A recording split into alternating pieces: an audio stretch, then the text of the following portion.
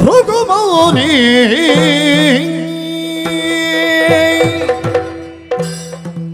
ವರುಣಲೋಕಕ್ಕೆ ಗಮಿಸಿದ್ದೆ. ವರುಣನ ಸತ್ರದಲ್ಲಿ ಭಾಗಿಯಾಗಿದ್ದೆ. ಹೋತ್ರವಾಗಿ ಯಜ್ಞೋತಿ ಕರ್ಮವನ್ನು ಪೂರ್ಣಗೊಳಿಸಿದ್ದೆ. ಮತ್ತೆ ನಿತ್ಯಾನುಷ್ಠಾನಕ್ಕೆ ಬೇಕಾಗಿ ಯೋಗಸ್ಥನಾಗಿದ್ದೆ. ಮೂಲಾಧಾರದ ಕುಂಡಲಿನಿ ಶಕ್ತಿಯನ್ನು ಕೇಂದ್ರೀಕರಿಸಿಕೊಂಡು ಸಹಸ್ರಾರದವರೆಗೆ ಚಿತ್ತದೃಷ್ಟಿಯನ್ನು ಹರಿಸಿ ಪಾರಲೌಕಿಕವಾದ ಚಿಂತನೆಯಲ್ಲಿ ತೊಡಗಿದ್ದೆ. ಆ ಕ್ಷಣದಲ್ಲಿಯೇ ನನ್ನಾಶ್ರಮವೇ ಭೃಗು ಮಹರ್ಷಿ ಇತ್ತಬ ಇತ್ತಬ ಇತ್ತಬ ಎಂಬ ಹಾಗೆ ನನ್ನ ಚಿತ್ತವನ್ನೇ ಸೆಳೆದ ಅನುಭವ. ಛೇ, ಯಾಕೆ ಹೀಗೆ ಎಂಬ ಹಾಗೆ ಅರಿತು ನೇರವಾಗಿ ಆಶ್ರಮ ಪ್ರದೇಶದತ್ತ ಬಂದಿದ್ದೇನೆ. ಆಶ್ರಮಕ್ಕೆ ಬಂದ ಕಾಲದಲ್ಲಿ ನನ್ನನ್ನು ಸಂತೋಷದಿಂದ ಸ್ವಾಗತಿಸಿ ನನ್ನನ್ನು ಕರಕೊಂಡು ಒಳಗೆ ಹೋಗಬೇಕಾದ ನನ್ನ ಪತ್ನಿ ಖ್ಯಾತಿದೇವಿ ಎದುರು ಕಾಣುತ್ತಾ ಇಲ್ಲ. ಎಲ್ಲಿ ನೋಡಿದರಲ್ಲಿ ಸ್ಮಶಾನ ಮೌನ. ಪ್ರಕೃತಿ ದೇವತೆಯ ಅರಮನೆಯಂತೆ ಕಂಗೊಳಿಸುತ್ತಾ ಇದ್ದಂತಹ ಕಣ್ಣಾಶ್ರಮ ಮಸಣ ದೇವತೆಯ ತಾಣದ ಅನುಭವ ಕೊಡುತ್ತದೆ ಅಂತಾದರೆ ಏನಾಗಿದೆ ಏನಾಗಿದೆ ನೋಡೋಣ. ಮಡಿದೆಯ ಹಾ ಮಮ ರಮಣಿ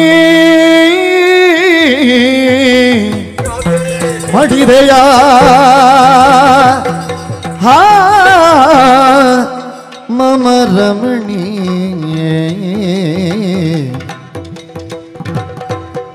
ಸತಿ ಕಡನದೊಳಗೆ ನೀದ್ಯುಮಣಿ ಸತಿ ಕಡನದೊಳಗೆ ನೀದ್ಯುಮಣಿ ರಮಣಿ ದ್ಯುಮಣಿ ಮಡಿದೆಯ ಕಡುಪತಿಯು ವ್ರತಿ ನಿಲ್ಲುವನು ಕಡುಪತಿಯು ವ್ರತಿ ನಿಲ್ಲುವನು ತಲೆ ಕಡಿದ ಪಾಪಿ ಯಾರವನು ತಲೆ ಕಡಿದ ಪಾಪಿ ಯಾರವನು ಮಡಿದೆಯ ಮಮ ರಮಣಿ ರಮಣಿ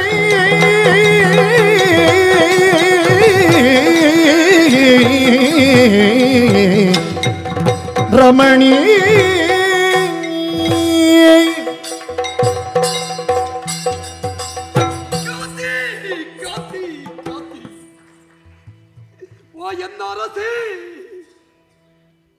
ಭೃಗುವಿನ ಆಶ್ರಮದ ಭಾಗ್ಯ ದೇವತೆ ನೀನು. ಕರ್ತಮ ಬ್ರಹ್ಮರಿಂದ ನಿನ್ನನ್ನು ಪಡಕೊಂಡು ಬಂದು ನಿಜಾರ್ಥದಲ್ಲಿಯೂ ನಾನು ಆಶ್ರಮ ಧರ್ಮವನ್ನು ಋಷಿ ಪರಿಷತ್ತಿನಲ್ಲಿ ಅನುಷ್ಠಾನಗೊಳಿಸಿದ್ದೆ, ಖ್ಯಾತಿ ಅನುಷ್ಠಾನಗೊಳಿಸಿದ್ದೆ. ಆದರೆ ಈ ಹೊತ್ತಿನಲ್ಲಿ ಇಷ್ಟರವರೆಗೆ ಭೃಗು ಇಲ್ಲದ ಜಾಗದಲ್ಲಿ ನಿಂತು ಆಶ್ರಮ ಧರ್ಮವನ್ನು ಉಳಿಸಿಕೊಂಡವಳು ನೀನು, ಪಾಲಿಸಿಕೊಂಡವಳು. ಸಾಮಾನ್ಯನೇ ನಿನ್ನ ಗರ್ಭದಲ್ಲಿ ಸಂಜನಿಸಿದವ ವಿಕ್ರಮಿಸಬಹುದಾದಂತ ಮಗನಾದ ಶುಕ್ರನಿಗೆ ನೀ ಜನನಿ. ಶುಕ್ರ ಜನನಿ ನನ್ನ ಬದುಕಿನಿಂದ ದೂರವಾದೆಯ ಕಾಂತೆ. ಯಾವತ್ತಿದ್ದರೂ ಕಂಡನೊಬ್ಬನ ಉತ್ಕರ್ಷ ಹೆಂಡತಿಯ ಕೈಗುಣದಿಂದ ಎನ್ನುವುದನ್ನು ಬಲ್ಲವನು ನಾನು. ಋಷಿಗಳಾದರೂ ಕೂಡ ಪ್ರತಿಯೊಂದು ಕೃತಿಯಲ್ಲಿಯೂ ನನಗೆ ಮಂತ್ರಿಣಿಯ ಸ್ಥಾನದಲ್ಲಿ ನಿಂತು ನನ್ನನ್ನು ಪ್ರೋತ್ಸಾಹಿಸುತ್ತಾ ಇದ್ದವಳು. ಯಾವತ್ತಿದ್ದರೂ ಒಬ್ಬ ಭೃಗು ನವ ಬ್ರಹ್ಮರಲ್ಲಿ ಒಬ್ಬನಾಗಿ ಈ ಪ್ರಪಂಚದಲ್ಲಿ ಯಜ್ಞಯಾಗಾದಿಗಳಲ್ಲಿ ಅಗ್ರಸ್ಥಾನವನ್ನು ಹೊಂದುವುದಕ್ಕೆ ನಿನ್ನ ಕೊಡುಗೆ ಇದೆ ಕಾಂತೆ, ಕೊಡುಗೆ ಇದೆ. ಭೃಗುವಿನ ವಂಶಾವಳಿ ವಿವರ್ತನೆಗೊಳ್ಳಬೇಕು ಅಂತಿದ್ರೆ ನಿನ್ನ ಗರ್ಭದ ಕುಡಿ ಈ ಪ್ರಪಂಚದಲ್ಲಿ ಸಾಧನೆ ಮಾಡುವುದಕ್ಕೆ ಹೊರಟಿದೆ. ಅಂತಹ ಸಾಧಕ ಪ್ರಪಂಚಕ್ಕೆ ಸಾಧಕನನ್ನು ಕೊಟ್ಟ ತಾಯ್ತನದ ಸಾರ್ಥಕ್ಯ ನಿನ್ನದು. ಆದರೆ ಇಂದು ನಿನ್ನ ರುಂಡ ಮುಂಡ ಭೇದವಾಗಿದೆ. ಯಾವತ್ತಿದ್ದರೂ ಜೀವಕೋಟಿಗೆ ಜೀವಾಳವಾಗಿ ನಿಂತು ಇರಬಹುದಾದಂತಹ ತಾಯಿದ್ದಳು ನಿನ್ನದ್ದು. ನಿನ್ನ ಈ ಸ್ಥಿತಿಗೆ ಕಾರಣ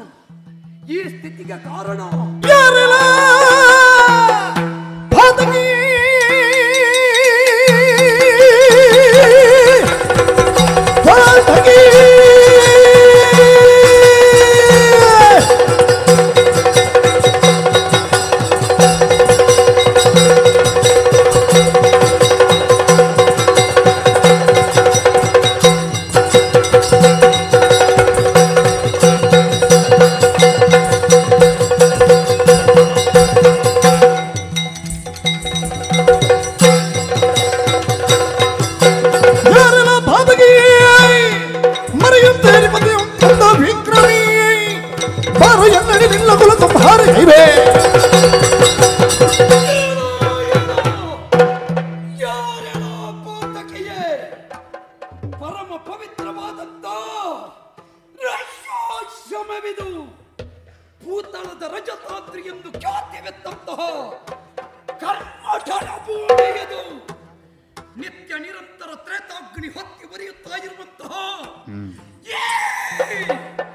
ಆಶ್ರಮದಲ್ಲಿ ಪತಿವ್ರತೆಯೊಬ್ಬಳ ರುಂಡ ಮುಂಡ ಭೇದನ ಮಾಡಿದಿಪ್ಪಾದರೆ ಯಾರವ ಪಾತಕಿ? ಈ ಕೃತ್ಯ ಮಾಡಿದವ ಯಾರು? ಬಾರದೆ ಇದ್ದಾರೆ ಬಿಡುವಡೆ.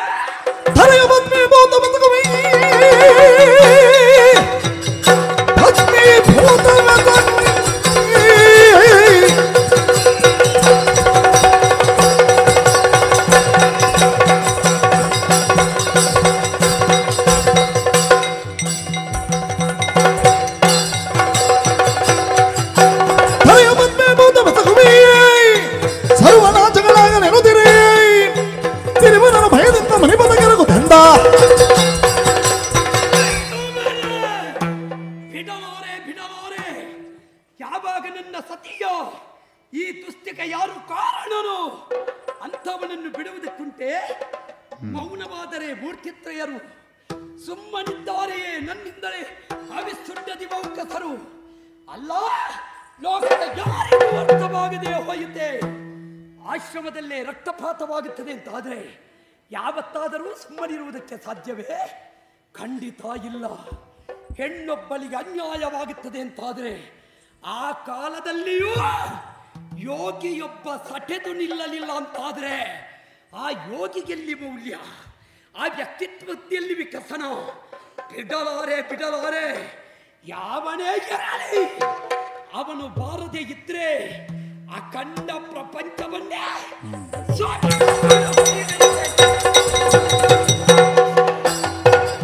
ಯಾತಕ್ಕಿಂತ ಖಾತಿ ಮನಕೆ ಮೌನಿರಾಯ,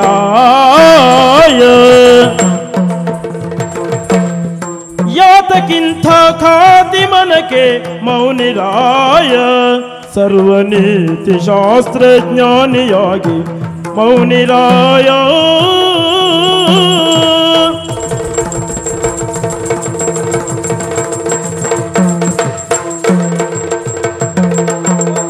ಭೂತಳವನೇ ಉರುಗಬಹುದೇ ಮೌನಿರಾಯ, ಭೂತಳವನೇ ಉರುಗಬಹುದೇ ಮೌನಿರಾಯ.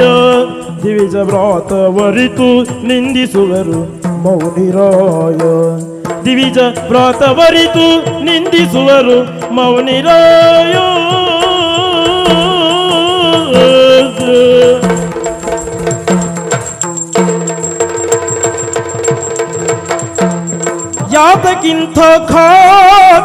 ಯಾತಕ್ಕಿಂತ ಖಾತಿ ಮನಕ್ಕೆ ಮೌನಿರಾಯ, ಮೌನಿರಾಯ. ಮಹರ್ಷಿಗಳೇ, ಶ್ರೀಮನ್ನಾರಾಯಣ. ಹೌದು, ಏನು ಸ್ವಾಮಿ, ಭೂತ ಭವಿಷ್ಯಕ್ಕೆಲ್ಲವನ್ನ ತಿಳಿಯುವ ಸಾಮರ್ಥ್ಯ ಇದ್ದವರು ನೀವು. ನೀವೇ ಕತ್ತಿಗೊಂಡು ಈ ಲೋಕವನ್ನೇ ಸುಟ್ಟು ಬಿಡುತ್ತೇನೆ ಎನ್ನುವ ಹಾಗೆ ತಪಸ್ಸಿನ ಪ್ರಭಾವವನ್ನು ಬೀರುವುದಕ್ಕೆ ಮುಂದಾಗ್ತಾ ಇದ್ದೀರಿ. ನಿಜ. ಯಾಕೆ ಸ್ವಾಮಿ? ಲೋಕಕ್ಕೆ ಧರ್ಮ ಬೋಧೆ ಮಾಡುವ ನನ್ನ ಮನೆಯೇ ರಕ್ತಕ್ರಾಂತಿಗೆ ಹೇತುವಾಗುತ್ತದೆ ಅಂತ ಆದರೆ ಸುಮ್ಮನಿರಬಹುದೇ? ಮಹರ್ಷಿ, ಲೋಕಕ್ಕೆ ಧರ್ಮವನ್ನ ಬೋಧಿಸುವ ನಿಮ್ಮ ಆಶ್ರಮದಲ್ಲಿ ನಿಮ್ಮ ಮಡದಿ ಶವವಾಗಿ ಬಿದ್ದಿದ್ದಾಳೆ ಅಂತಾದ್ರೆ ಧರ್ಮಕ್ಕೆ ಚ್ಯುತಿ ಬಂತೆನ್ನುವುದಲ್ಲವೇ? ಧರ್ಮಕ್ಕೆ ಚ್ಯುತಿ ಬಂತು ಎನ್ನುವುದಕ್ಕಿಂತಲೂ ಧರ್ಮ ಕರ್ಮದ ವಿವೇಚನೆಯನ್ನು ಮಾಡದೆ ಈ ಸ್ಥಿತಿಯನ್ನು ಉಂಟು ಮಾಡಿದವ ಯಾರು ಅಂತ ಬೇಕು ನನಗೆ. ಧರ್ಮ ಕರ್ಮ ಎರಡಕ್ಕೂ ಅಧ್ಯಕ್ಷನಾಗಿರುವವ ನಾನು.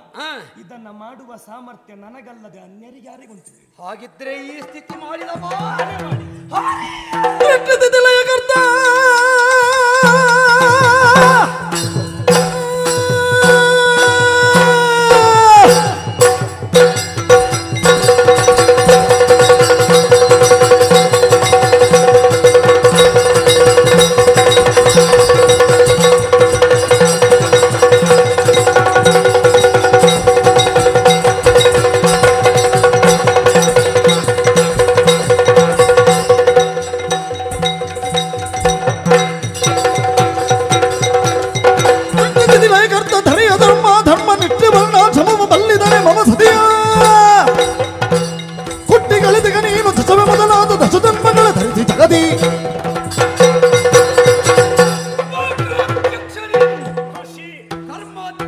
ಧರ್ಮಾಧ್ಯಕ್ಷನೂ ಹೌದು.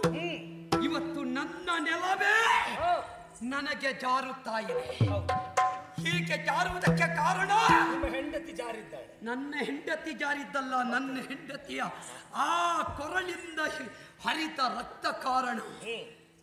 ಅಜ್ಜ ಘೃತ ಪುರೋಡಾಷದ್ಗಳಿಂದ ಸಂಪನ್ನಗೊಳ್ಳುತ್ತಾ ಇದ್ದ ಯಜ್ಞವೇದಿ ಇವತ್ತು ರಕ್ತದೋಗುಳಿಯಿಂದ ಪೂರ್ಣಗೊಂಡಿದೆ ಅನ್ನುವುದಕ್ಕೆ ಅರ್ಥ ರಕ್ತ ಕ್ರಾಂತಿ ಬಯಸಿದೆಯೋ ಹರಿಯೇ?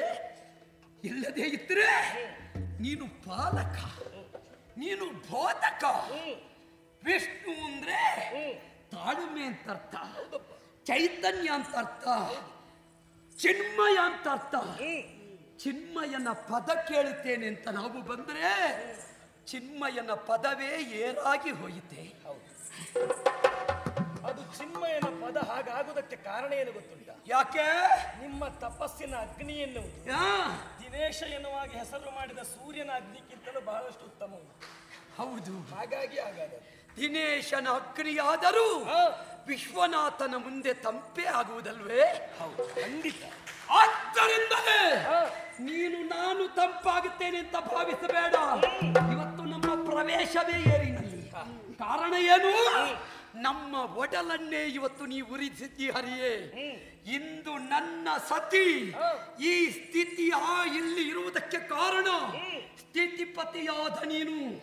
ಏನು ಅವಳ ತಲೆ ಕಡಿದೆ ಎಂದ ಮಾತ್ರಕ್ಕೆ ಭೃಗುವಿನ ಮುಂದೆ ನಗು ನಗುತ್ತಾ ಏತಕ್ಕಿಂತ ಕಾಚಿತಾಳೆವೆ ಮೌನಿವರ್ಯಣೆ ಅಂತ ನೀ ಪದವಿಟ್ಟುಕೊಂಡು ಬಂದಲ್ಲಿಗೆ ಯಾವತ್ತೂ ನಾ ಸುಮ್ಮನೆ ಆಗುವುದಿಲ್ಲ. ನಮ್ಮಲ್ಲಿ ಸೃಜನವೂ ಉಂಟು, ಮಾತ್ರವಲ್ಲ ಸೃಷ್ಟಿಯೂ ಉಂಟು. ಆದ್ದರಿಂದ ಚಿನ್ಮಯನೇ ಲಾಲಿಪುದು.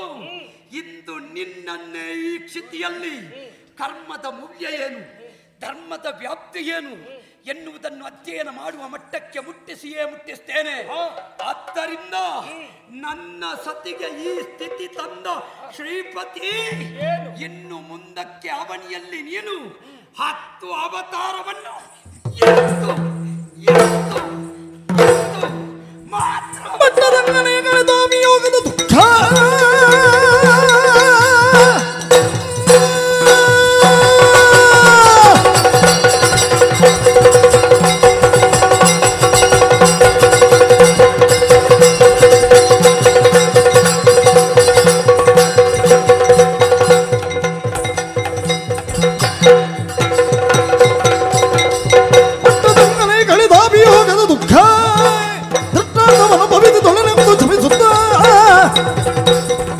ಮನದಿಂಬಗಳ ದೂರದವ ಚಂದನು ಶ್ರೇಷ್ಠವರಿವರು ನಡೆದನು.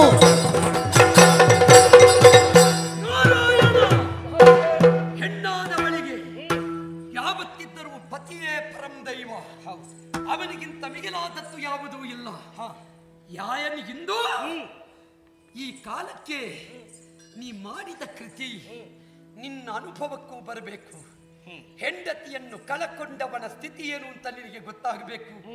ಹೆಂಡತಿ ಒಟ್ಟಿಗೆ ಇರುವಾಗ ಈ ಪ್ರಪಂಚದಲ್ಲಿ ಯಾರಿಗೂ ಹೆಂಡತಿಯ ಮೌಲ್ಯ ಗೊತ್ತಾಗುವುದಿಲ್ಲ. ಹೆಂಡತಿ 4 ದಿವಸ ಇಲ್ಲದೆ ಇದ್ದಾಗ ಈ ಗಂಡನ ಹಣೆ ಬರಕ್ಕೆ ಗೊತ್ತಾಗುತ್ತದೆ ಹೆಂಡತಿ ಏನು ಅಂತ. ನನಗೆ ಅದು ನೀ ಮಾಡಿದ್ದು ಯಾಕೆ? ನಿನಗುವಂತಹ ಅನುಭವ ಆಗಬೇಕು. ನಾ ಕೊಟ್ಟ ಈ ಶಾಪದಲ್ಲಿ ಮುಂದೆ ಒಂದು ಜನ್ಮದಲ್ಲಿ ಸತಿ ವಿಯೋಗದ ವ್ಯಥೆಯಿಂದ ನೀನು ಕಂಡಲ್ಲಿ ಹೆಂಡತಿಗಾಗಿ ಅಲೆದಾಡುವ ಸ್ಥಿತಿ. ಭೀತನಾದನು ಸುರಪ, ಸ್ತಂಭೀಭೂತರಾದರು ಸುರರು. ಸಂತಸವಾದುದ ಸುರಾನೀಕ ಮೌನಿ ವ್ರಾತ ಬೆರಗಾಗೆ. ಯಾತು ದಾನ ವಿರೋಧಿ ನಸು ನಗುತೈ ತರುತ್ತಾ ಮುನಿರುದ್ರ ನಿರ್ದಡೆ ಖಾತೆಯಲ್ಲಿ ನೀನಿತ ಶಾಪಕ್ಕೆ ಭೀತ ಅಲ್ಲೆಂದ.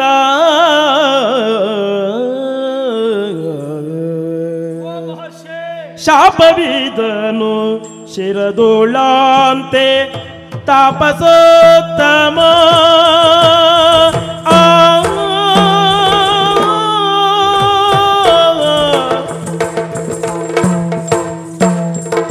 ಶಾಪವಿದನು ಶಿರದೊಳಾಂತೆ ತಾಪಸೋತ್ತಮ. ಶ್ವಾಪದರ ನಿಗ್ರಹಣದ ಕಲಾಪದುಪಕ್ರಮ. ಶ್ವಾಪದರ ನಿಗ್ರಹಣದ ಕಲಾಪ ಉಪಕ್ರಮ.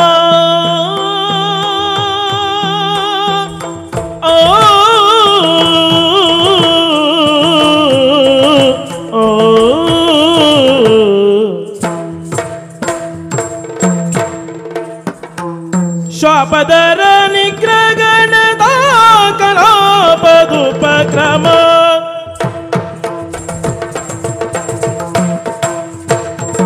ಕೋಪ ಕಿತ್ತು ಮನವ ಕೊಲ್ಲಲು ಪಾಪ ಕಾರ್ಯವು. ಕೋಪ ಕಿತ್ತು ಮನವ ಕೊಲ್ಲಲು ಪಾಪ ಕಾರ್ಯವು. ಲೋಪವೆಂತು ಬಂತು ಬದುಕೆ ಆಪಧರ್ಮವು. ಲೋಪವೆಂತು ಬಂತು ಬದುಕೆ ಆಪಧರ್ಮವು. ಬದುಕೆ ಆಪಧರ್ಮವು. ಆ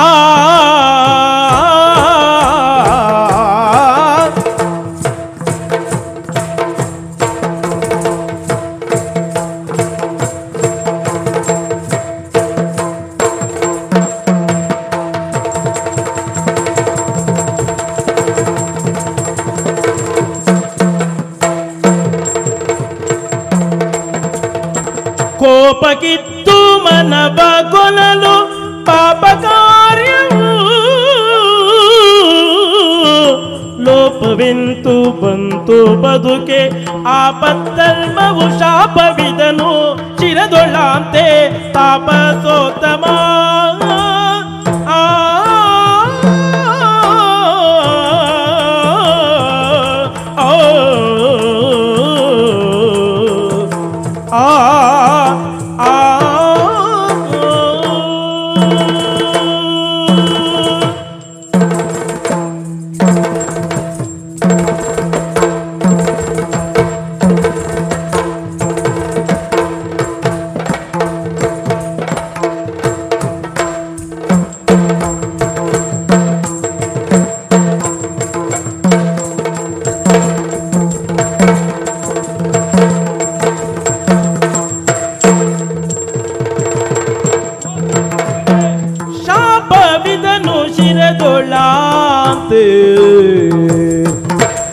ಶಾಪವಿದನು ಶಿರದೋಳಾಂತೆ ತಾಪಸೋತ್ತಮ. ತಾಪಸೋತ್ತಮ.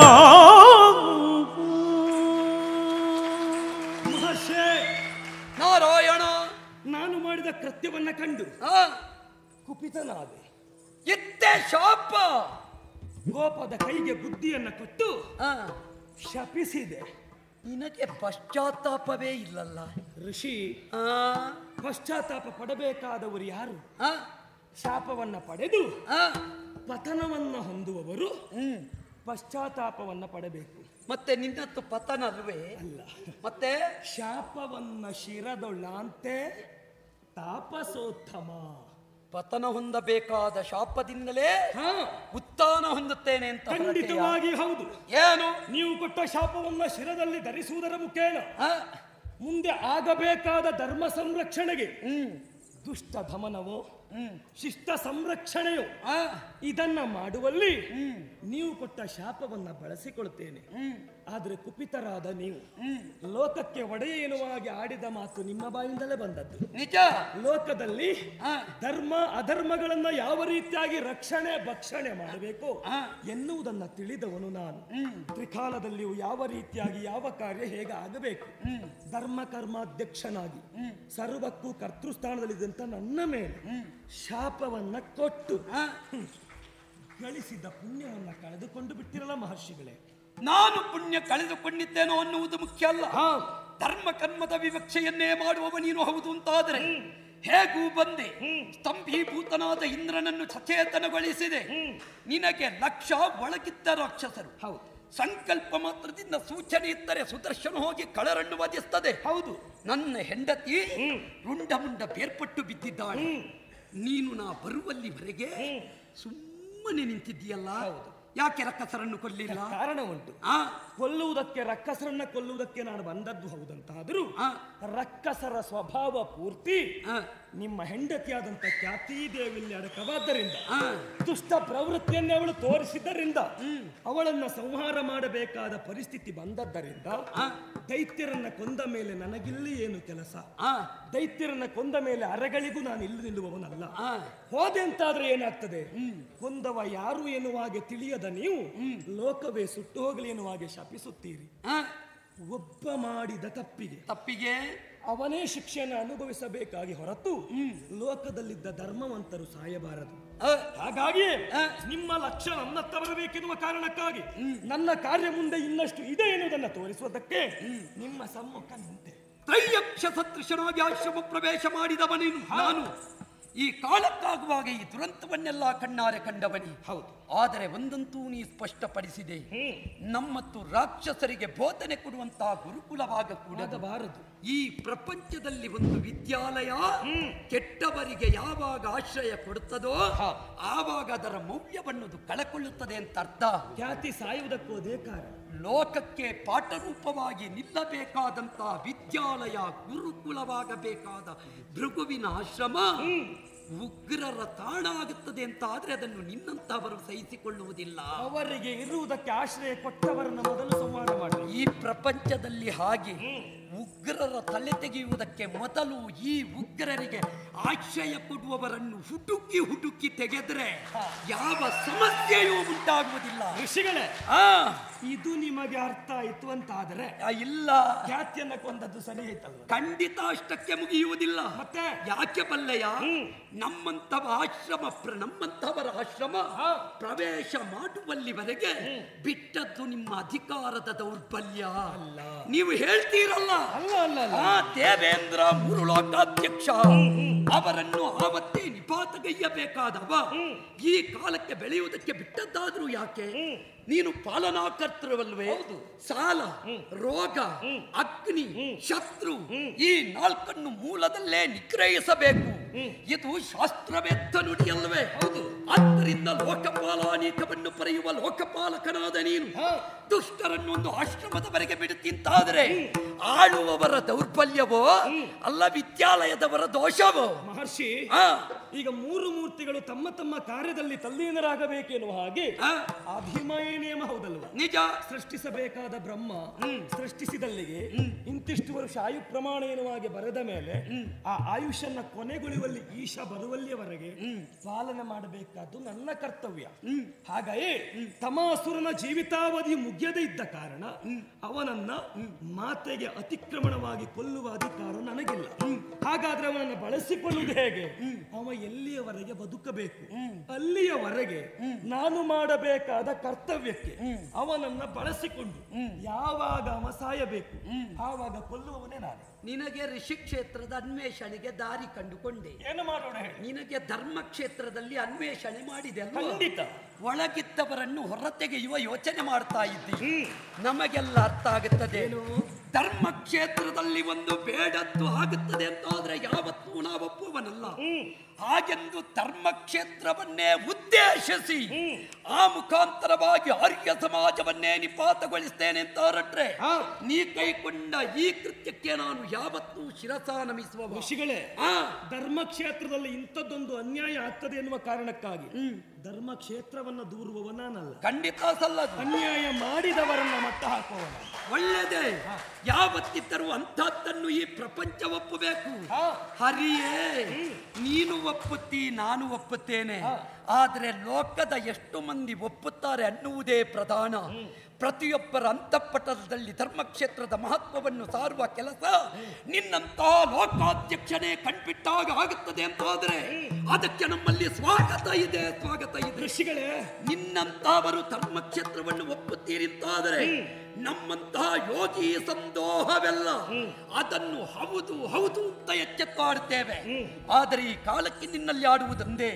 ನೀನೀಗ ತಳೆಯಬಹುದಾದ ಜನ್ಮ ಒಂದಲ್ಲ ಎರಡಲ್ಲ 10. ನೀನು ಇಷ್ಟರವರೆಗೆ ಜಲದಲ್ಲೇ ಇದ್ದವ. ಜಲದಿಶಯನ.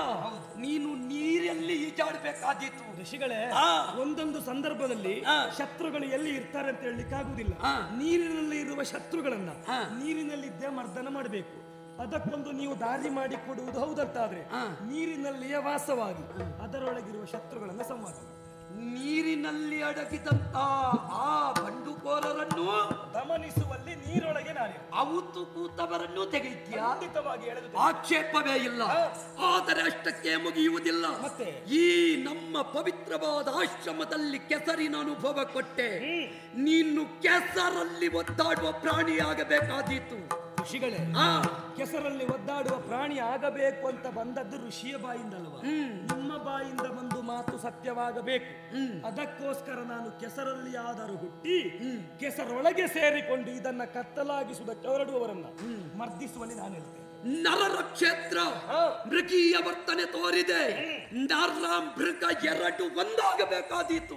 ಒಬ್ಬ ಮನುಷ್ಯನಲ್ಲಿ ಮೃಗತ್ವ ಮತ್ತೆ ನರತ್ವ ಎರಡು ಯಾವತ್ತು ಕಂಡುಕೊಂಡಿತು ಅವರನ್ನ ದಮನಿಸುವಲ್ಲಿ ಎರಡು ಒಂದಾಗಿ ನಾನು ಬರ್ತೇನೆ. ಖಂಡಿತ. ಯಾರನ್ನು ದುಷ್ಟರು ದೇವತೆಗಳು ಅಂತ ಬೇರೆ ಮಾಡಿದೆಯೋ ಮುಂದೆ ಅವರು ಒಂದಾಗಿ ಸೇರುವ ಕಾಲ ಬಂದಾಗ ಬೆನ್ನು ಕೊಡಬೇಕಾದೀತು. ಋಷಿಗಳೇ, ಒಳ್ಳೆಯವರು ಕೆಟ್ಟವರು ಹೋರಾಟಕ್ಕೆ ಮುಂದೆ ನಿಂತಾಗ ಒಳ್ಳೆಯವರ ರಕ್ಷಣೆಗಾಗಿ ಕೆಟ್ಟವರನ್ನ ಕೊಲ್ಲುವುದಕ್ಕಾಗಿ ಸದಾ ಕಾಲ ನನ್ನ ಬೆನ್ನಿರುವುದು ಕೊಟ್ಟು ನಿಲ್ತೇನೆ. ನೀ ಬೆನ್ನು ಕೊಟ್ಟರೆ ಸಾಲದು. ಕೊಟ್ಟ ಬೆನ್ನೇ ಬೇಡುವ ಸ್ಥಿತಿಗೆ ಮುಟ್ಟೀತು. ಕೊಡುವವನನ್ನ ಬೇಡಿಯೇ ಬೀಳಿಸಬೇಕು ಅಂತಾದ್ರೆ ಬೇಡುವುದಕ್ಕೆ ಯಾವತ್ತೂ ಸಿದ್ಧ.